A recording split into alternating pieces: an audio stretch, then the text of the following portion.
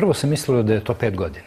I sve analize koje su rađene su na vremenskom periodu od 5 godina. I u tom nekom vremenskom intervalu se pokazalo da recimo bypass nešto malo bolji od sužavanja želuca. U nekim studijama čak i statistički bolji, ali to što je za medicinu statistički značajno ne mora da znači da je klinički značajno. To znači da li je 5 kg gore ili dole, to klinički nema velikog značaja za nekog ko je bio ekstremno gojazan. Sve operacije koje se rade standardno su efikasne da adekvatno spuste i kroz duži vremenski rok održe adekvatnu kilažu. Sada se rade analiza na 10 godina.